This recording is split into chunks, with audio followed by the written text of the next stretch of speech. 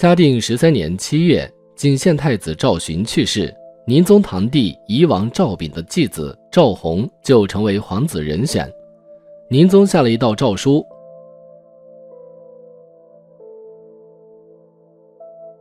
从这个诏书可知，宁宗认为赵弘属近且贤，亦即亲缘关系近且有贤德，其立赵弘为皇储的意向是明白无疑的。但出乎意料的是，最后继位的并不是赵弘，而是赵云。值得一提的是，赵云和赵弘一样，并不是皇子，都是宋宁宗赵括的远房堂侄。那么赵云是如何继位的？他又凭什么能继位？景献太子其实不是宁宗的亲生子，宁宗后宫先后为宁宗生育9个儿子，可是都极为短命，没有一个长大成人。在宁宗的9个儿子里，活得最久的是第3子赵坦，寿命为8个月，其余皇子都仅存活了1至3个月不等。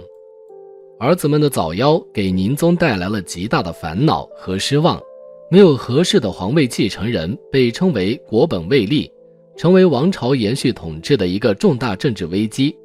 为了赵氏设计的9治长安，皇帝和朝臣都在寻找补救的方法。最终，宁宗决定从赵氏宗亲子弟中选取宗子加以培养，并依从右丞相金堂的奏请，选取6岁宗子赵宇苑养育于宫中，重点栽培。赵宇苑是宋太祖10世孙，属于燕王德昭一脉。宁宗为赵宇苑赐名叫衍，授福州观察使。嘉泰2年，任威武军节度使，封魏国公，在资善堂学习。赵衍随着年龄增长，开始参与政治事务。当开禧北伐失败之际，金朝兴师问罪，国势危急，赵衍联合史弥远，用史弥远之计，以皇子身份向宁宗皇帝奏陈危急之事，把开禧北伐失败的罪责全推到韩托胄头上，指责韩托胄轻启兵端，上威宗社，一次触霸，以安边境。随后，赵衍与史弥远、杨皇后一起背着宁宗，于开禧3年11月3日将韩托胄谋害于皇家花园御金园夹墙内。就在成功杀害韩托胄的当月，赵衍被立为皇太子，更名为仇，拜开府仪同3司，封为荣王。宁宗诏令皇太子在皇帝处理军国大事时势力一旁，增长他处理政务的经验与能力。不久，又更名为荀。不幸的是，嘉定13年7月，他却死了，史书没有给我们留下他的死因。皇太子赵洵之死引起了重要人事变动，宁宗被迫再选一位宗子来填补太子之位。嘉定14年，宗子赵贵和被立为皇子。如果不节外生枝，赵弘等到宁宗去世之后，就顺理成章地登上皇位。但这仅是宁宗的一厢情愿。事实上，赵弘能否登上皇帝宝座，不光是宁宗的事，关键还要取决于史弥远的态度。但遗憾的是，赵弘与史弥远的关系很不融洽。赵弘对史弥远专制朝政，并与杨皇后勾结浊乱后宫，十分痛恨，与史弥远已是水火不相容。赵弘的一举一动早已置于史弥远的监视之下。他用重金买来一位擅长弹琴的美女，献给赵弘，同时给美人家里丰厚的待遇，让美人负责监视赵弘，把他的言行随时报告给史弥远。这个美人知书达理，聪明伶俐，赵弘极其宠爱，对她毫无防范。有一次，赵弘明言史弥远与杨后之事，并指着墙上地图上琼崖的地方说：“无他日得志，置史弥远于此。”赵弘私下还戏称史弥远为辛恩，别人问他辛恩何意，他说将来把史弥远不是流放到新州，就是放逐到恩州，故而称为辛恩。史弥远听说后，心中极其愤恨，决定进一步试探赵弘对他的态度。7月7日，乞巧节来临，史弥远给赵弘送上奇玩珍宝，赵弘不但不领情，还趁着酒兴发泄怨气，将史弥远送的奇玩摔碎于地，这破碎之声令史弥远不寒而栗。赵弘登上皇位之日，就是他本人灭亡之时。史弥远日夜不停地谋划着如何对付赵弘，而赵弘麻痹大意，不知道史弥远正在算计他。由此可见，赵弘对局势的认识不够清醒，低估了史弥远，从而表现很浮躁，没有耐心，不懂得韬光养晦。其言陋，其术疏，他的处境日益险恶。当时担任王冠教师的甄德秀也为赵弘感到忧虑，意识到他的做法将给他带来灾难，并及时地提醒他要改变对杨后和史弥远的态度，否则就不一定能得到皇位。景献太子去世的次年6月，宁宗立赵弘为皇子，晋封齐国公，并且举行隆重礼仪，将立皇子这件关系赵宋统治的大事告天地、宗庙、社稷。赵弘由夷王后嗣升为宁宗皇子，距皇位只有一步之遥。可惜宁宗并没有及时将赵弘立为太子。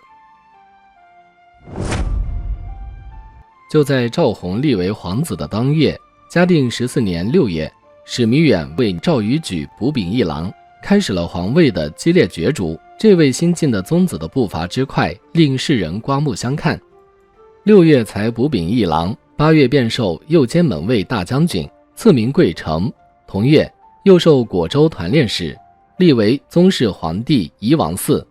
这初步实现了史弥远要先立赵虞举为夷王后，确立他身为皇侄的政治地位，为进一步争夺太子之位打下基础。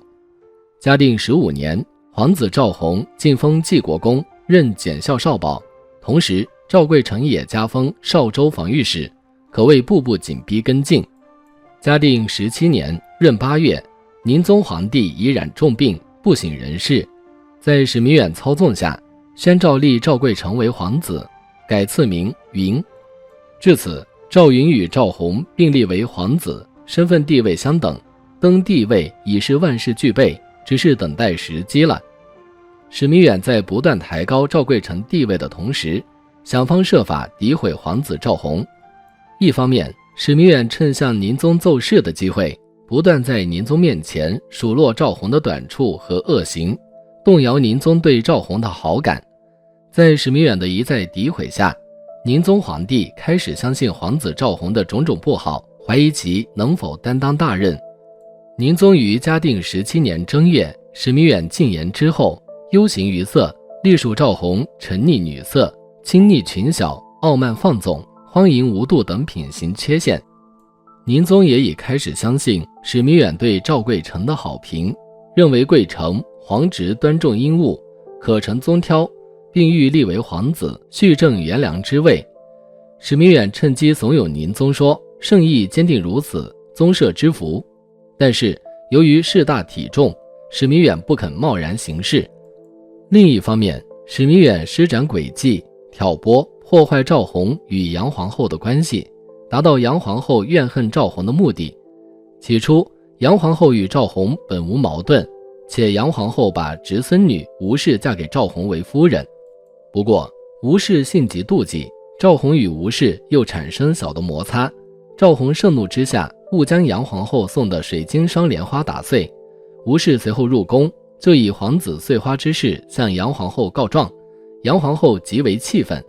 更让杨皇后怨恨的是，赵弘对她与史弥远以及外号花儿王的不正当关系表现出来的鄙视。赵弘曾在新庄市的素白屏风上书写南恩兴3个大字，有人问他是何意思，他答道，花儿王与史丞相通同为奸，待翌日当窜之上2州也。当时社会上盛传花儿王秽乱宫闱，市井民谣传唱这位淫乱后宫的人叫花儿王开，史弥远与杨皇后也有不正当关系。赵弘的话传出来，史弥远和王某找杨皇后密谋，策划废掉赵弘。但我们从宁宗逝世后，史弥远决定废掉继王赵弘，另立理宗时，杨皇后并不赞成为依据。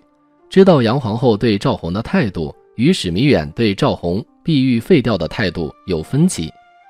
赵弘本来完全可以与杨皇后建立保持良好关系，但是由于他的唐突浮躁，失去了杨皇后的有力援助。他年轻气盛，棱角分明，言谈举止过分张狂，不懂斗争策略，使自己日益陷于不利的境地。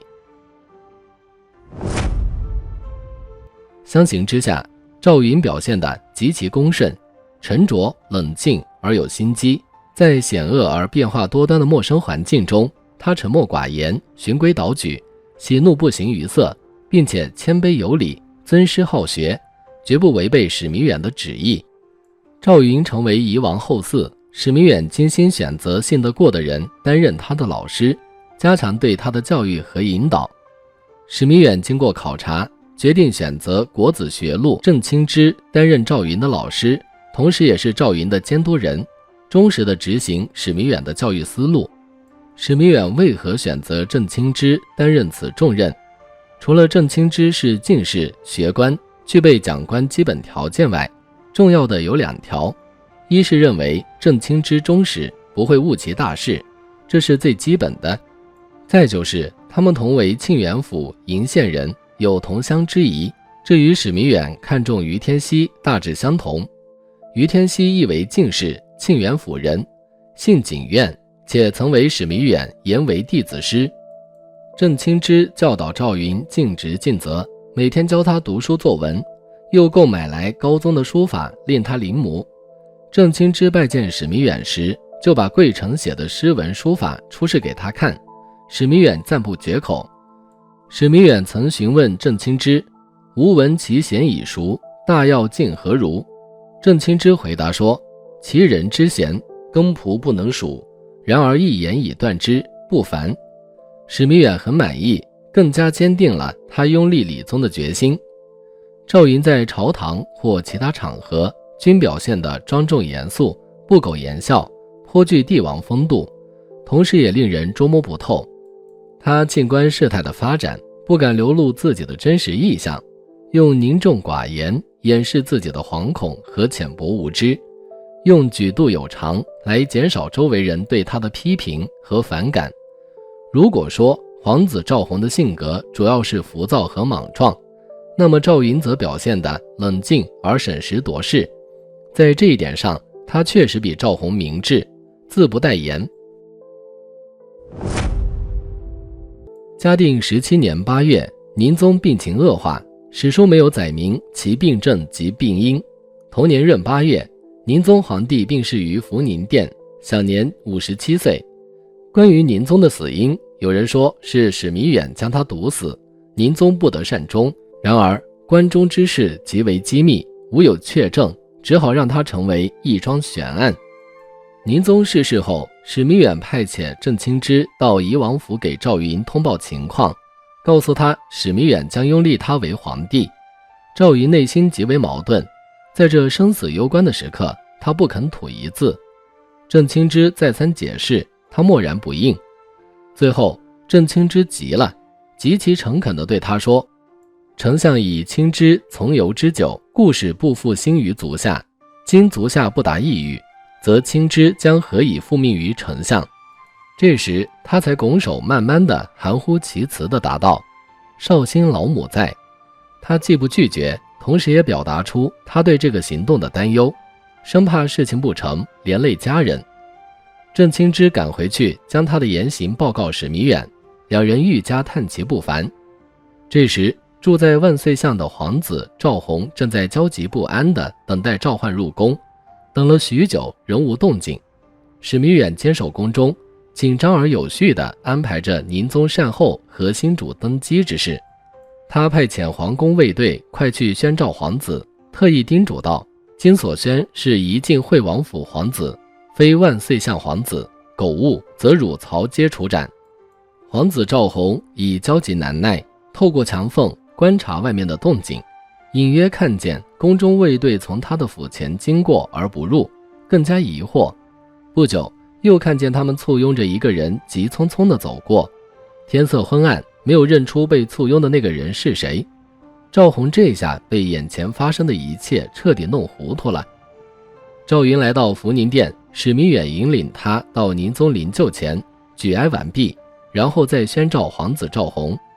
史弥远夜召赵云入宫，杨皇后并不知道。史弥远担心他出面反对，于是擅自采取行动。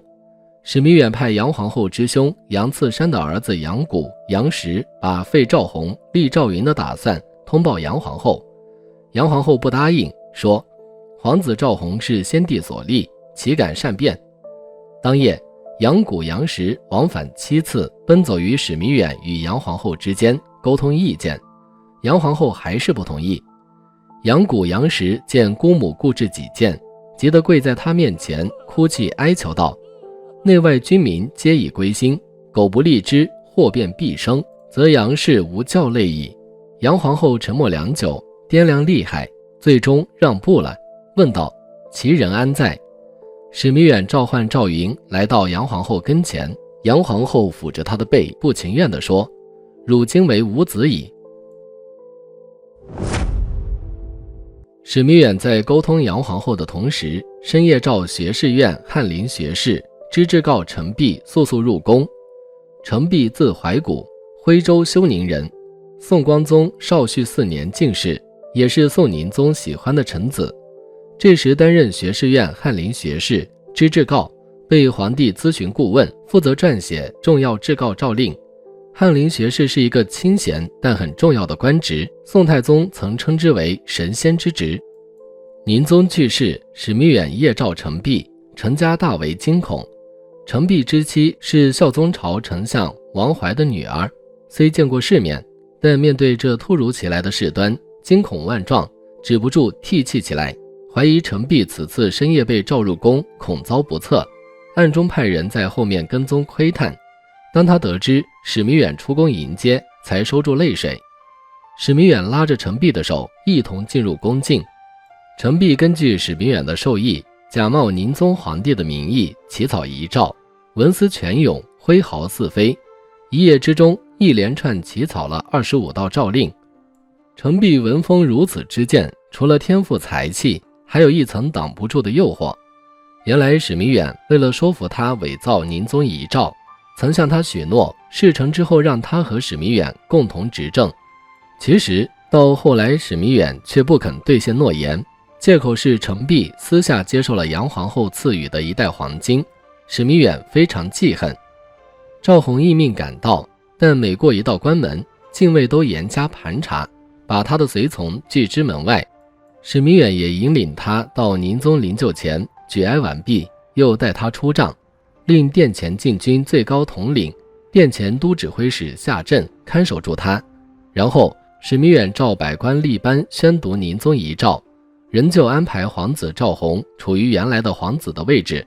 赵弘不解地问：今日之事，我岂当人在此班？夏震哄骗他说：未宣制以前当在此，宣制后乃即位耳。赵弘忐忑不安地等待着。很快，赵弘望见烛影之中有一人已坐在御座上。宣读遗诏完毕，负责殿前礼仪的阁门使赞呼万岁，百官拜舞，祝新皇帝即位。赵弘这时恍然大悟，不肯下拜。夏震揪住他的头，强迫他跪拜。事已至此，木已成舟，赵弘已无可奈何。皇子赵云以史弥远伪造的宁宗皇帝遗诏登上皇帝宝座，尊杨皇后为皇太后，垂帘听政。对皇子赵弘的安排是检校少保、武宁军节度使，济国公弘为开府仪同三司，晋封济阳郡王，判宁国府。新皇帝登基，大赦天下，随后举行隆重祭礼，以新皇帝登宝位敬告天地、宗庙、社稷、宫观、诸陵。杨皇后无奈接受现实，暂且垂帘听政，以安人心。但她突然变得倦于参与政治，手书曰：此非无志，这表达了她的无奈和不满。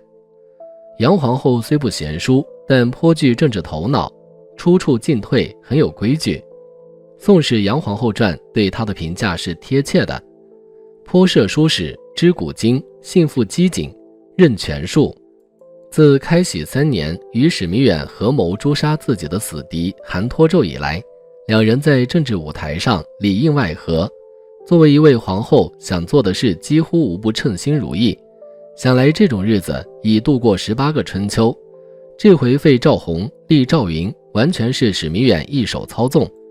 不仅上欺先帝，伪造遗诏，连他这位多年旧交也瞒着，先造成既成事实，然后再逼他认账，真是欺人太甚。新主乃是糜远手中的傀儡，岂敢有自己的主张？而自己作为皇太后垂帘听政，只是一种眼下必要的稳定政局、安定人心的工具而已。理宗登上皇位，全靠史弥远一手操纵。时人和后世史家对史弥远擅废皇子赵弘的无君之罪，纷纷挞伐唾骂，甚至认为其无君之罪比秦桧更大。